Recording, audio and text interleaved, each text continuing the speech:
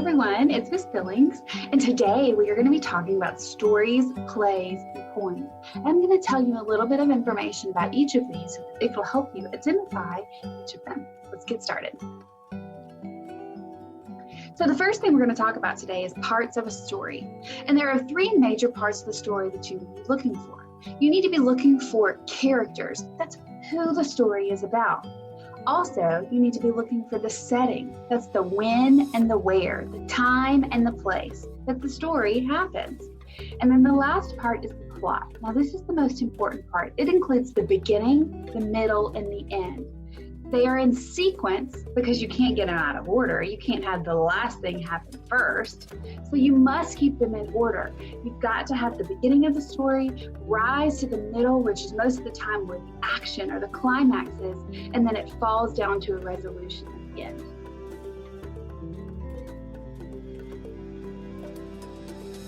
Now we're going to discuss the parts of a play or a drama. There are key components to look at when you're talking about a drama or reading a play. We're going to go over the parts of a script in just a few minutes, but the main thing I want to tell you about first is there's always a setting in the play. And in the script, it tells you what that setting should look like, what the stage should look like. The next part is the characters. The characters are listed in the script, and most of the time it tells them what their character acts like, what their character looks like, so that that person can become that character. And the last part is the script, and we're going to discuss that now. In a script, there are some main things that we need to be looking at. First of all, the characters. Most of the time, the characters are listed over here on the side, and they are listed by character name or a person who is in the script that doesn't have a title, like Villager 1. Yes, they are called Villager 1, but most of the time that just means that they're a person in the village. But that means they do have a line in the play. You've got Daughter, Villager 3, Village Boy 1, Village Boy 2, and Villager 4. These are all different characters in the story, and they all have a different line to say. Speaking of lines, that is called their dialogue. Their dialogue is what is written right here next to their name. That's the line that they're going to speak in the play. Now, you will also see that there are words that are in italics or in parentheses. That is called a stage direction. That is what tells the person who is acting out that character what they need to be doing during that time. You don't say this part. So after Villager 3 says their line, then all of the characters have to shudder. It's an action that they're performing. And the final thing we're going to talk about today is parts of a poem. Poetry is so great for building those reading skills, speaking and listening skills. It also helps you explore different language and vocabulary skills. It helps to inspire you to write and to be creative in your thinking. And it also helps to build a love for reading. So some of the things that you're going to be looking for in your poetry is rhyme and rhythm. Rhyme is where the words sound the same at the end of the line. Rhythm is the rhythm that you say the poetry. Repetition is when you see sounds and they're repeated over and over and over again. Bumblebee is small. Bumblebee is kind. Bumblebee is brave and loves purple flowers. Bumblebee is my favorite. The bumblebee was repeated over and over again. That's repetition. Now, imagery is something that you can create a picture in your mind based off of the words that you're reading, like dinner smells like grandma's lasagna. You can just picture in your mind what dinner smells like if you've ever tasted or been around someone who's cooking lasagna. Just reading that line helps you to create that mental picture and even know what it would smell like to be in that room. The corn tasted like it was just picked from the field today. You can kind of imagine what that fresh corn would taste like.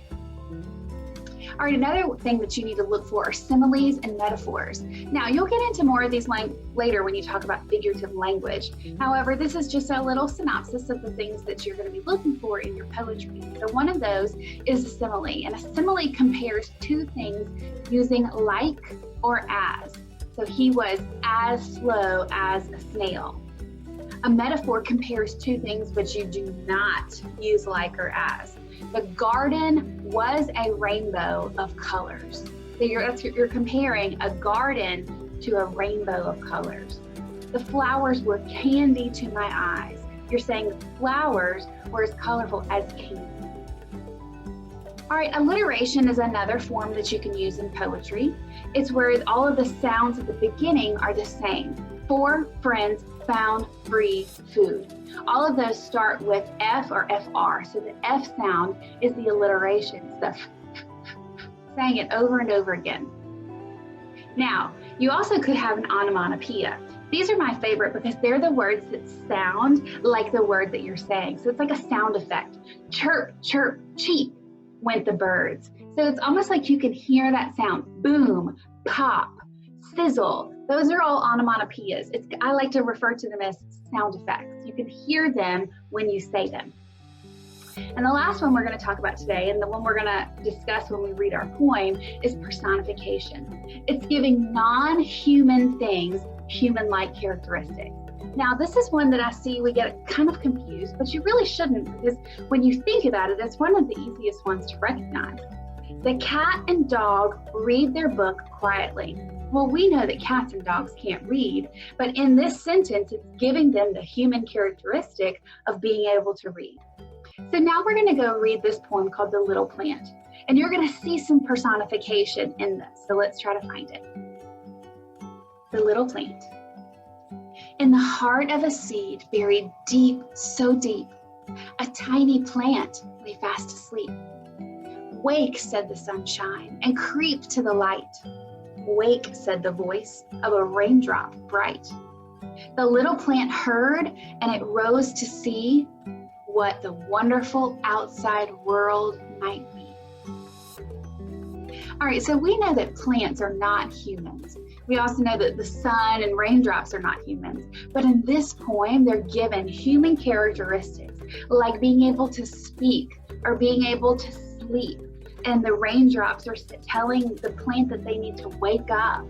Well, we know that the plant can't really hear, can't listen to the raindrops in the sun, but it's just a great way to, and it's that imagery that we see of a plant rising up towards the sun and soaking up all those raindrops.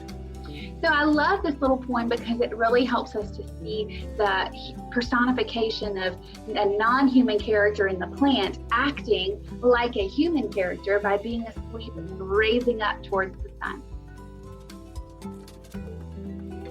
All right, I hope you enjoyed this video about plays and poems and stories, and I hope that you're able to use some of these techniques that we talked about as you're learning more about them.